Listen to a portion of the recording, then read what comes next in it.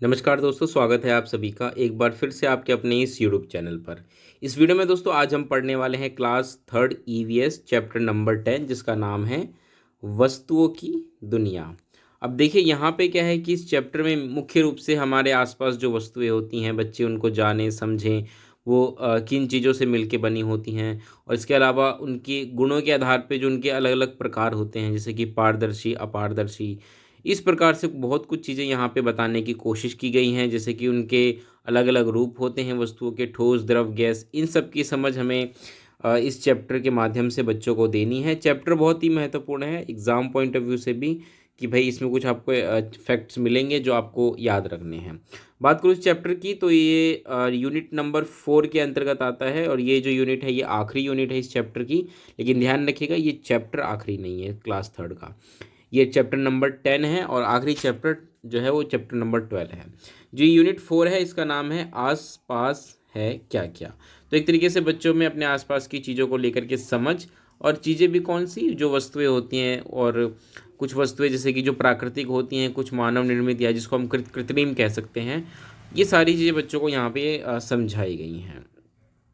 इसके अलावा देखिए मुख्य रूप से जो ये यूनिट है ये इसके अंतर्गत 3 चैप्टर आते हैं। जो चैप्टर नंबर 10 आज हम पढ़ रहे हैं इसका नाम है वस्तुओं की दुनिया, जिसमें बच्चे अपने आसपास की चीज़ों को समझेंगे। उसके बाद चैप्टर नंबर 11 कैसे बनी ये वस्तुएं, इनके बारे में बात की गई है। और उसके बाद जो आखिरी चैप्टर होगा चैप्टर नंबर 12 क्या और कैसे करें इसका, यहाँ पे मुख्य रूप से बता रखा है कि जो कचरा होता है या जो कूड़ा होता है उसके निस्तारण, उसके उसको सही ढंग से फेंकने या डालने और सही ढंग से छाँटने के महत्व पर जोर दिया गया है। ठीक है, तो रिसाइकल वगैरह भी इसमें बच्चों को पढ़ाया जाएगा। फिलहाल हम आते हैं आज के इस चैप्टर पे जिसका नाम है वस्तुओं की दुनिया। तो सबसे पहले तो यही है कि बच्चों को अपने आसपास की चीज़ों को अवलोकित करने को कहा गया और उसके लिए एक्टिविटी ये दी गई है कि बच्चे, भाई एक लड़की है खुशी नाम की जो कि अपनी क्लासरूम में आती है, तो क्लासरूम में उसको क्या क्या चीज़ें दिखती हैं उसका उसने चित्र यहाँ पर बना रखा है और फिर बच्चों से भी कहा है कि आप भी बनाने की कोशिश करें। तो यहाँ पर आप देख सकते हैं क्या क्या चीज़ें बच्चे को नज़र आ रही है, उसके नाम उसने लिखे हैं। तो और यहाँ पे एक चीज़ और है, जैसे कि ये खिड़की है तो इस खिड़की के पार इसको बहुत सारी चीज़ें दिखाई दे रही है। अब ध्यान रखिएगा इस खिड़की में शीशा लगा हुआ है, तो यहाँ पे एक बहुत ही महत्वपूर्ण सवाल है कि भाई खुशी को शीशा क्यों नहीं दिखाई दे रहा। क्या इस चित्र में आपको कांच की खिड़की दिख रही है, क्यों और क्यों नहीं। ठीक है, तो खिड़की तो ये कांच की है लेकिन हमें कांच नहीं दिखाई दे रहा। इसका कारण क्या है आप समझ गए होंगे कि ये कांच जो होता है वो पारदर्शी होता है, और एक तरीके से शुरुआत है बच्चे में कि इस प्रकार की समझ हम विकसित करें। चलिए आगे बढ़ें, तो उसके बाद यही है कि अब बच्चों को कहा गया कि भाई आप जो अपने घर में या अपने आसपास स्कूल में जो भी चीज़ें देखते हैं वो सभी वस्तु के बारे में लिखना है, उनके नाम लिखना है। फिर पूछा है कि ये वस्तुएं कहाँ से आती हैं, इन्हें किसने बनाया है, ये किन चीज़ों से बनी होती हैं। तो ये चर्चा हमें बच्चों के साथ करनी है। जैसे कि बच्चे जब क्लासरूम में देखें तो मेज, कुर्सी, दरवाजे लकड़ी से बने हैं, लकड़ी कहाँ से मिलती है, दरवाजे के कब्जे, कीले, कुंडियाँ धातुओं से बने हैं।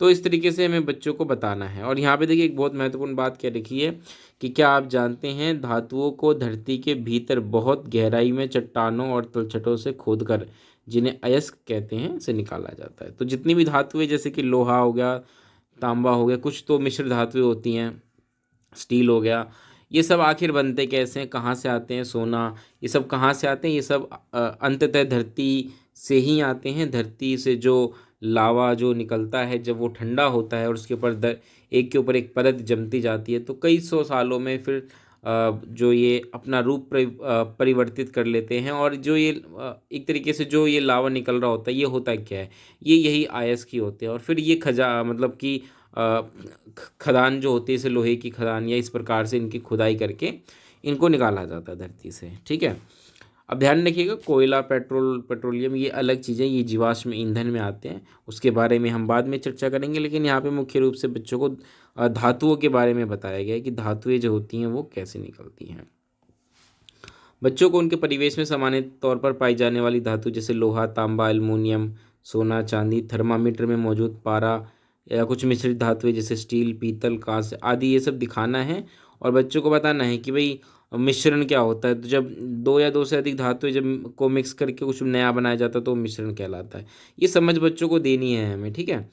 क्योंकि देखिए सारी चीज़ें तो ऐसा नहीं है कि शुद्ध रूप में हमें देखने को मिलती हैं, अधिकतर चीज़ें हमें मिश्रित रूप में ही देखने को मिलती हैं, ठीक है। तो इस प्रकार से सारी एक्टिविटीज़ हैं। अब देखिए, अब बच्चों को थोड़ा सा समझ देनी है कि वस्तुएं कुछ पारदर्शी होती हैं, कुछ अपारदर्शी होती हैं, कुछ अ, अम, कुछ जो तीसरा प्रकार हम कहते हैं ना कि पारभासी, ये देखिए ये लिखा पारभासी ये। तो इस प्रकार से तीन तरह की वस्तुएं बताई गई हैं। इंग्लिश में कहें तो हम ये तो हो जाता है भाई ट्रांसपेरेंट, ये हो जाता है ओपेक, और ये हो जाता है ट्रांसलूसेंट, ठीक है। आई होप आप समझ गए होंगे। तो ये तीन प्रकार की वस्तुएं हमें देखने को मिलती हैं।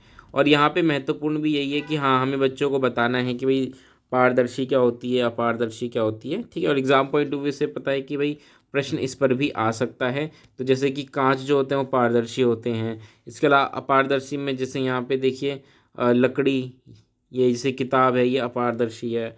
और पारभासी मतलब थोड़ा थोड़ा जिनके आर पार जाता है, ठीक है। ये सारी चीज़ें हैं। चलिए आगे बढ़ते हैं इसमें। अब इसमें थोड़ा सा जो महत्वपूर्ण बात है वो यहाँ पर ये है कि कांच अधिकांशतः रेत से बनता है, ये आपको पता होना चाहिए। वैसे तो कांच कई चीज़ों से मिलके बनता है, सिलिका एंड लाइम, और भी बहुत सारे उसमें मैटर्स होते हैं मिक्स करके, लेकिन मुख्य रूप से रेत जो जैसे कि सिलिका और लाइम की मैं बात कर रहा हूँ, ये रेत में ही होते हैं एक तरीके से। और फिर इनका इस्तेमाल करके ही कांच जो है वो बनाया जाता है, ये हमें ध्यान रखना है, ठीक है। अब देखिए यहाँ पे थोड़ा सा उनके गुणों के बारे में बता रखा है कि कुछ वस्तुएं जिनको हम छू कर देखते हैं, तो छू कर देखने पर जो उनकी सतह होती है, सरफेस, वो अलग अलग तरह की होती है। जैसे कुछ चिकना होता है, कुछ खुरदरा, कुछ चमकीन चमकदार, छूने में ठंडा, इस प्रकार से हमें देखने को मिलता है। अब देखिए यहाँ पे एक ऑर्केस्ट्रा बना दिया। ऑर्केस्ट्रा तो क्या, अलग अलग तरह के बर्तन लिए हैं, जब आप हम उस पर मारते हैं तो अलग अलग तरह की आवाज़ निकलती है, ठीक है। अब यहाँ पे बच्चों को थोड़ा सा समझा रखा है कि भाई ठोस द्रव गैस के बारे में। यहाँ पे एक बात कह रखी है कि खुशी की जो मेज़ है वो लकड़ी से बनी है। मेज़ और किन पदार्थों से बन सकती है? क्या कपड़े या रबड़ से मेज़ बनाई जा सकती है? नहीं। लकड़ी कठोर और कड़ी होती है, जबकि कपड़ा मुलायम होता है, लचीला होता है, ठीक है। कपड़े के लचीलेपन के कारण उसे पोशाक और पर्दे बनाए जाते हैं, ठीक है। अब आगे आप देखेंगे तो यहाँ पे कुछ इसी प्रकार से बच्चों को चीज़ें बताने की कोशिश की गई है कि भाई तीन तरह की चीज़ें होती हैं, ठोस, द्रव और गैस। ये भी हमें पता होना चाहिए। हालांकि ज़्यादा मुश्किल कंसेप्ट आपके लिए तो नहीं है, लेकिन हाँ एग्जाम किताब में क्या क्या चीज़ दे रखी हैं ये हमें पता होना चाहिए। एक एक्टिविटी है कि कुछ चीज़ें दे दी गई हैं, इसका इस्तेमाल मतलब इन चीज़ों को हमें कैटेगराइज करना है कि जो ठोस है वो इसमें आएंगी, जो द्रव है उसमें आएंगी, और जो गैस है वो इसमें आएंगी। थोड़ा सा महत्वपूर्ण है जिसको हम यहाँ पे पढ़ लेते हैं कि कुछ पदार्थ जैसे रबड़, रेशम और मोम पौधों तथा पशु पक्षियों द्वारा प्राकृतिक रूप से बनाए जाते हैं। कृत्रिम तरीके से भी बनाई जाती हैं, ये चीज़ ध्यान रखिएगा। उदाहरण के लिए मधुमक्खियाँ अपने छत्ते के लिए मोम बनाती हैं, परंतु इसी तरह का मोम पेट्रोलियम से भी बनाया जा सकता है। जो पेट्रोलियम एक प्रकार का तरल है पदार्थ है जो धरती के नीचे बहुत गहराई में मिलता है। पेट्रोल, डीजल, केरोसिन आदि सब पेट्रोलियम से ही बनते हैं। पेट्रोलियम आधारित पदार्थ जैसे कि पेट्रोल, प्लास्टिक, रबड़ या पैराफिन, मोम आदि गैर बायोडिग्रेडेबल कचरा आगे कहलाते हैं, ठीक है। गैर बायोडिग्रेडेबल मतलब नॉन बायोडिग्रेडेबल कह लीजिए, तो मतलब जो कि जल्दी इन्वायरमेंट में मतलब कि जो सड़ते नहीं है जल्दी, ठीक है, जिनका अपघटन नहीं होता जल्दी से, इस प्रकार से आप इसको समझ सकते हैं। तो कक्षा 3 में हमें इस अवधारणा का सिर्फ उल्लेख करना है, आगे की कक्षाओं में हम इस पर विस्तार में चर्चा करेंगे। अब थोड़ा सा बता रखा है कि प्राकृतिक और कृत्रिम, मतलब हमारे आसपास जितनी भी चीज़ें होती हैं वो दो तरह की होती हैं। एक तो प्राकृतिक जो कि मनुष्य ने नहीं बनाया, पहले से ही इस धरती पर मौजूद हैं, और दूसरा कृत्रिम जो कि मनुष्य द्वारा बनाई गई चीज़ें हैं। तो यहाँ पर आपने देखा किस प्रकार से अलग अलग कंसेप्ट के बारे में बच्चों को बताया गया है।